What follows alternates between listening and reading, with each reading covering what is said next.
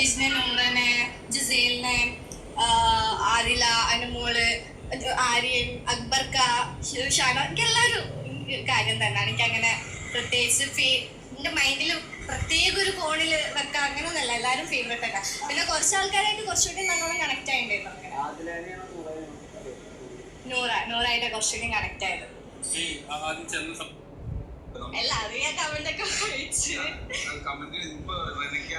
സംഭവിക്കാൻ പോകുന്നതായിരുന്നു. നമുക്ക് ഒരുപാട് ബിഗ് ബോസിന്റെ അകത്തുണ്ടായ കുറെ കാര്യങ്ങൾ ചിലപ്പോൾ പുറത്തിറങ്ങി കഴിയുമ്പോൾ പല ആളുകൾക്കും അത് അക്സെപ്റ്റ് ചെയ്യണമെന്നില്ല. എല്ലാവരും നമ്മളെ പോലെ ആയിരിക്കുന്നില്ല, നമ്മൾ ചിന്തിക്കുന്ന പോലെ ആയിരിക്കുന്നില്ല. റെനെ സംബന്ധിച്ച ബിഗ് ബോസ് വീട്ടില് റെനയോട് ഏറ്റവും അടുത്ത് നിന്നൊരു സുഹൃത്ത് എന്നുള്ള രീതിയിൽ ആരായിരുന്നു കൂടുതൽ? എനിക്ക് നമ്മുടെ ചിന്തകൾക്കൊക്കെ കൂടുതൽ നമ്മളുടെ കംഫർട്ട് അതാണല്ലോ. എനിക്ക് കുറെ ആൾക്കാരുണ്ടായിരുന്നു. ഒരാള് ലൈക്ക് ഫേവറേറ്റ് ആയിട്ട് ഒരാള് അങ്ങനെ ഇല്ലായിരുന്നു. കുറെ ആൾക്കാരുണ്ടായിരുന്നു. മിനി ചേച്ചി ആയാലും, ജിസേലായാലും, മനോളായാലും, അങ്ങനെ കുറെ നൂറ, അതിലങ്ങനെ കുറെ ആൾക്കാരായിട്ട് ഞാൻ നല്ല. നമ്മൾ ഇങ്ങനെയൊന്നും അല്ലല്ലോ കണ്ടത്. എന്തൊക്കെയാണ് ഈ കുട്ടി പറയുന്നത്? നമ്മൾ ഇങ്ങനെയൊക്കെയാണോ കണ്ടത്? മൊത്തത്തിൽ പ്ലേറ്റ് തിരിച്ചുകൊണ്ട് നുണ മാത്രം പറയണ മിടുക്കി കുട്ടി. റെന ഫാത്തിമ പുറത്തേക്ക് പോകുന്ന സമയത്ത് ഒരു ഇന്റർവ്യൂ എടുക്കേണ്ടായി. ആക്ച്വലി റെനയോട് ചോദിക്കുന്ന ഒരു ചോദ്യമുണ്ട്. ആ ആങ്കർ ചോദിക്കുന്ന ഒരു ചോദ്യമാണ്, നിങ്ങൾ 2000K അതായത് 2K കിഡ്സ് ആണല്ലോ, 2K കിഡ്സ് എന്താണ് നിങ്ങൾ പൊതുസമൂഹത്തിന് കൊടുക്കുന്ന മെസ്സേജ്? അതായത് ബോയ് ഫ്രണ്ട് ആകാം, 19 വയസ്സോ അങ്ങനെ ഉള്ളൂ പുള്ളിക്കാരത്തേക്ക്, 18-19 വയസ്സേ ഉള്ളൂ. ഈ സമയത്ത് ബോയ് ഫ്രണ്ടിനെ അത്യധികം മിസ് ചെയ്യുന്ന, ബോയ് ഫ്രണ്ട് തെറ്റിദ്ധരിക്കുമെന്ന് ഭയപ്പെടുന്ന ഒരു പെൺകുട്ടിയാണോന്ന്. അതായത് ആര്യൻ അവളുടെ ദേഹത്തേക്ക് ചാടി വീഴുന്ന ഒരു സിനാരിയോ അവൾക്ക് എത്രത്തോളം ഹേർട്ട് ചെയ്തു എന്ന് ചോദിക്കുമ്പോൾ പറയണത് അത് പുറത്തുള്ള എൻ്റെ ബോയ് ഫ്രണ്ട് കണ്ടാൽ അത് പ്രശ്നമാകും എന്ന ടോണിലാണ് സംസാരിച്ചത്. എന്ന് വെച്ചാൽ റെനയെ അത്ര പോലും വിശ്വാസമില്ലാത്തൊരു ബോയ് ഫ്രണ്ടാണ് പുറത്തുള്ളതെന്ന് അവൾ പറയാതെ പറയുകയാണ്. ഈ കാര്യം തന്നെ അവിടെ ഹൈലൈറ്റ് ചെയ്ത് പുള്ളിക്കാർക്ക് ചോദിക്കുന്നുണ്ട്. അതിൻ്റെ ഒപ്പം ചോദിക്കുന്നു, 2K കിഡ്സ് ഒക്കെ ഇങ്ങനെയാണോ? 19 വയസ്സിൽ പ്രണയിതാവ് ഉണ്ടാകണമെന്ന കമ്പൽസറി ആണോ? നമുക്കൊക്കെ അത് ഉണ്ടാകുക എന്ന് പറയുന്നത് ഭയങ്കര ഷെയിംഫുൾ ആയിട്ടാണ്. മറ്റുള്ളവരുടെ മുമ്പിൽ പറയാൻ തന്നെ ബുദ്ധിമുട്ടുണ്ടാകും, വീട്ടിൽ അറിഞ്ഞാൽ പ്രശ്നമാകും. പ്രത്യേകിച്ച് പെൺകുട്ടികൾക്ക് ഭയങ്കര ഷൈനസ് ആയിരിക്കും. ഇതൊക്കെ മാറിയിട്ട് അയാൾക്ക് വേണ്ടിയിട്ട് തന്നെ നിൽക്കുന്ന ഒരു വ്യക്തിയായിട്ടാണ് ഈ റെന എപ്പോഴും ഉള്ളത്. ഓൾവേസ് ആ പയ്യനെ പറ്റി തന്നെയാണ് അവിടെ ചർച്ച നടക്കാറ്. ഇപ്പോൾ നൂറയുമായിട്ട് തകരാറുണ്ടായ സമയത്തും ഈ പയ്യനെ ബേസ് ചെയ്തിട്ട് തന്നെയാണ്. എല്ലായിടത്തും അവൾക്ക് സംസാര വിഷയം ഈ പയ്യൻ തന്നെയായിരുന്നു. ആ ഒരു സിറ്റുവേഷൻ അതാണോ 2K കിഡ്സ് കാണിക്കുന്നതെന്നുള്ളതായിരുന്നു സംശയം. അപ്പം എനിക്ക് ഇതിനെപ്പറ്റി ഒരു ചെറിയ എക്സാമ്പിൾ, ഇപ്പം നമ്മുടെ വീട്ടിലും ഉണ്ട് ആ പരുവത്തിലൊക്കെ ഉള്ള കുഞ്ഞുങ്ങൾ.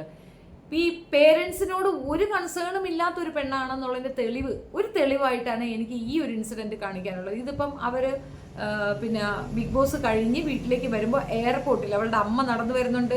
അവളുടെ അമ്മയ്ക്കൊപ്പം വരുന്ന ബോയ് ഫ്രണ്ട് അടുത്തേക്കാണ് ഓടിപ്പോയി കെട്ടിപ്പിടിച്ച് നിന്നുകൊണ്ട് കാണിക്കുന്നത്. അപ്പം ആ സമയമുണ്ടല്ലോ, അതിന് ശേഷം അമ്മ കാണുന്നില്ല കേട്ടോ, ഫുൾ ടൈം അവൻ്റെ കൂടെ തന്നെ തൂങ്ങി നിൽക്കുകയാണ്.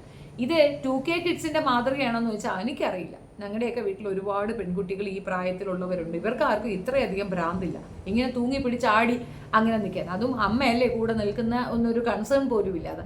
എന്ന് വെച്ചാൽ അമ്മയുടെ മുമ്പ് വെച്ച് കെട്ടിപ്പിടിക്കാൻ പാടില്ലെന്നല്ല പറഞ്ഞത്. അമ്മയുണ്ടല്ലോ, അമ്മയെ മിസ് ചെയ്തില്ല എന്ന് പറയുന്നത് ഒരു പ്രത്യേകതരം സോക്കേടാണ് എന്നാണ് ഞാൻ പറഞ്ഞു വന്നതിൻ്റെ അർത്ഥം.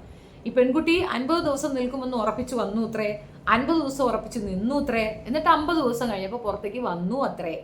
അങ്ങനെ പറഞ്ഞു കഴിഞ്ഞാൽ മൊത്തത്തിൽ അവൾ കാൽക്കുലേറ്റ് ചെയ്ത ദിവസങ്ങൾ അത്രയും അവളവിടെ ഉണ്ടായിരുന്നു, അവൾക്ക് അത്രയും മതിയായിരുന്നു, അവൾ അങ്ങനെ പുറത്തേക്ക് വന്നു. ഇതാണ് അവൾ പറഞ്ഞത്. ആ ഇന്റർവ്യൂ എടുക്കുന്ന സമയം എന്തുകൊണ്ട് അവൾ പുറത്തേക്ക് വന്നു എന്നുള്ളത് അവൾക്ക് അറിയത്തില്ല. അവൾ മറ്റെന്തൊക്കെയോ ചിന്തിച്ചുകൊണ്ടാണ് ആ ഇന്റർവ്യൂവിൽ ഇരിക്കുന്നത്. അവൾക്ക് പിന്നീടാണ് മനസ്സിലാകുന്നത് അവളെ പൊതുജനമാണ് പിടിച്ച് പുറത്താക്കിയത് എന്നുള്ളത്. അത് മനസ്സിലാക്കി കഴിഞ്ഞിട്ടുള്ള അവളുടെ ഡിസ്കഷനാണ് ഭയങ്കര സൂപ്പർ. പല കാര്യങ്ങളും പറയുന്നുണ്ട്. അവൾക്ക് ഏറ്റവും ഇഷ്ടം ആരെയൊക്കെയെന്ന് ചോദിക്കുന്നത് ജിസേല്, ആര്യൻ, ബാക്കിയുള്ളതൊക്കെയാണ്. ഇനി വീട്ടിൽ പോയിരുന്ന് കണ്ടു കഴിഞ്ഞാൽ മനസ്സിലാവും ഇവരുടെയൊക്കെ കാല് വാരി അല്ലെങ്കിൽ അവരുടെയൊക്കെ കാല് നക്കിക്കൊണ്ട് നടന്ന വെറും ഒരു വേസ്റ്റ് ജന്മം മാത്രമായി ഒതുക്കപ്പെട്ടു എന്നുള്ളതാണ്. 19 വയസ്സൊരു ചെറിയ പ്രായമൊന്നുമല്ല, പക്ഷെ അതൊരു ചെറിയ പ്രായവുമാണ് ബിഗ് ബോസിനെ സംബന്ധിച്ച്. ബിഗ് ബോസിലെ ആദ്യത്തെ ഇത്രയും പ്രായം കുറഞ്ഞൊരു കണ്ടസ്റ്റന്റ് അവളാണ്. ഭാഗ്യവതിയാണ്, അങ്ങനെ കയറാൻ കഴിഞ്ഞല്ലോ. അത്യാവശ്യം കളിക്കാമായിരുന്നു, നല്ല പോലെ കളിക്കാമായിരുന്നു. അതൊക്കെ വിട്ടിട്ട് അവിടെ കിടന്ന് ചില്ലൂറാക്കി എന്ത് ചെയ്യണമെന്നറിയാതെ കിടന്ന് തുള്ളി കൂത്തടിച്ച് അവസാനം പിടിച്ച് പുറത്താക്കുന്ന ഒരു ടൈമിൽ വന്നു. പുറത്ത് വന്ന ശേഷവും തിരിച്ചറിവില്ലാതെ എന്തൊക്കെയോ ഇടുതാളം വായ്ത്താളം ഒക്കെ പറയുന്നുണ്ട്. ഇനി ഞാനൊരു ഇൻ്റർവ്യൂ നിങ്ങൾക്കൊക്കെ തരുന്നുണ്ട്. ആ ഇൻ്റർവ്യൂവിൽ എനിക്ക് നേരിട്ട ബുദ്ധിമുട്ടിനെ പറ്റി ഞാൻ എക്സ്പ്ലെയിൻ ചെയ്യുന്നതായിരിക്കുമെന്നാണ്. അത് സത്യം പറഞ്ഞു കഴിഞ്ഞാൽ നീ ഈ പറയുന്ന 2K കിഡ്സിൻ്റെ പരിപാടിയല്ല. ഈ പറയുന്ന സദാചാരവാദം. ഇത് സദാചാരവാദമായിട്ട് പറയും, ശരിയാണ്. ഇപ്പോൾ ആര്യൻ പുറത്തേക്ക് വീഴുന്നത് കണ്ടപ്പോൾ ഒന്ന് ഞെട്ടി. പക്ഷേ ആര്യനുമായിട്ട് നിനക്ക് അങ്ങനെ ഒരു റിലേഷൻഷിപ്പ് ഉണ്ടേ, അതുകൊണ്ടാണ് അങ്ങനെ ഒരു ഞെട്ടൽ നിനക്ക് വന്നിട്ടുള്ളത് അല്ലേ? അപ്പോൾ ഞെട്ടാൻ പാടില്ലല്ലോ. അങ്ങനത്തെ ഒരു റിലേഷൻഷിപ്പാണെങ്കിൽ ഞെട്ടാൻ പാടില്ലല്ലോ. നീ അത് വെറുതെ ഉണ്ടാക്കിയ ഒരു കഥയാണ് എന്നുള്ളതാണ് ഇപ്പോൾ ബോധ്യപ്പെടുന്നതെന്നാണ് ഞാൻ പറഞ്ഞതിൻ്റെ ചുരുക്കം. എനിക്ക് ഇവളുടെ ഇൻ്റർവ്യൂ കണ്ടപ്പോൾ എനിക്ക് അങ്ങനെയാണ് ഫീൽ ചെയ്തത്. അത് തൽക്കാലം ഒരു ഇഷ്യൂ ഉണ്ടാക്കുക, അതിന് ത്രൂ കിടന്ന് കരയുക, അതായത് കരച്ചിൽ നാടകം അതിനകത്തുണ്ട്, പിന്നെ അവളുടെ ബോയ് ഫ്രണ്ടിനോടുള്ള അവളുടെ ആത്മാർത്ഥത അതിനകത്തുണ്ട്, അത് ഇരയാക്കപ്പെട്ട ഒരു സ്ത്രീയുടെ വേദന അതിനകത്തുണ്ട്. ആകെ മൊത്തത്തിൽ ഒരു വല്ലാത്തൊരു ക്രൂഷ്യൽ സിറ്റുവേഷൻ അതിനകത്ത് ക്രിയേറ്റ് ചെയ്യാൻ ശ്രമിച്ചു എന്നുള്ളതാണ് വസ്തുത. ഇതൊക്കെ ഈ വീക്കെൻഡ് എപ്പിസോഡിൽ വരേണ്ടതായിരുന്നു. ഇറ്റ്സ് സോ അൺഫോർച്യൂനേറ്റ് നെവീൻ എന്ന വ്യക്തി അതിനകത്ത് കയറി നിന്നത് കൊണ്ട് തന്നെ ആ പടുവൃക്ഷം വെട്ടിമാറ്റേണ്ടി വരുമെന്നുള്ള ആ ഒരു ബുദ്ധിമുട്ടുള്ളത് കൊണ്ട് മാത്രം മോഹൻലാലും ടീമും അതങ്ങോട്ട് ഇഗ്നോർ ചെയ്തു. അതാണ് സത്യം. അല്ലാച്ചാൽ രണയുടെ മുഖം മൂടിയും അവിടെ വലിച്ചു കീറപ്പെടുമായിരുന്നു, രണയ്ക്ക് കണക്കിന് കിട്ടുമായിരുന്നു എന്നാണ് ഞാൻ മനസ്സിലാക്കുന്നത്. ഏതായാലും നല്ല മകൾ, ഇങ്ങനെ തന്നെ മക്കളെ ഉണ്ടാക്കണം. അമ്മയ്ക്ക് ഒരു വാല്യൂ പോലും കൊടുക്കാത്ത നല്ല പൊന്നുപോലത്തെ മോളെ ആ ബന്ധത്തിൽ എന്തെങ്കിലും ഒരു തകരാറ് വന്നാൽ, അല്ലെങ്കിൽ അതിനകത്ത് എന്തെങ്കിലും ഒരു വീഴ്ച വന്നാൽ ആകെ കൈതാങ്ങാനുള്ളത് ആ അമ്മയാണ്. അതിനോട് ഒരു കെയറും ഇല്ലാതെ, അറ്റ്ലീസ്റ്റ് അത് എയർപോർട്ടല്ലേ, അവ എങ്ങോട്ടും ഓടിപ്പോകത്തില്ല. ഇമാതിരി കൊതി പിടിച്ച് ചാടിക്കിടിക്കരുത്. ഇതല്ല 2000 കിഡ്സ് കൊടുക്കുന്ന ഒരു മെസ്സേജ്. ഇവർക്കൊക്കെ ഇതിങ്ങനെ പറഞ്ഞ് അങ്ങനെയാണ് ഇങ്ങനെയാണ്, ഞങ്ങൾ ഭയങ്കര ഫോർവേഡാണ് മറ്റതാ എന്നൊക്കെ പറഞ്ഞുകൊണ്ട് അതിൻ്റെ പ്രതിനിധിയായിട്ട് അവിടെ പോയ ഇവളെ സത്യം പറഞ്ഞു കഴിഞ്ഞാൽ മടൽ വെട്ടി അടിക്കാനാണ് എനിക്ക് തോന്നിയിട്ടുള്ളത്. കൂടെ ഈ പേക്കൂത്തും കൂടെ ആകുമ്പോൾ ശുഭസ്യം. ഇത്രയേ ഉള്ളൂ. നിങ്ങളുടെ അഭിപ്രായം കമൻറ്റ് രേഖപ്പെടുത്തുക. ലൈവ് അപ്ഡേറ്റ്സുമായി വീണ്ടും കാണുന്നതായിരിക്കും. Thank you so much.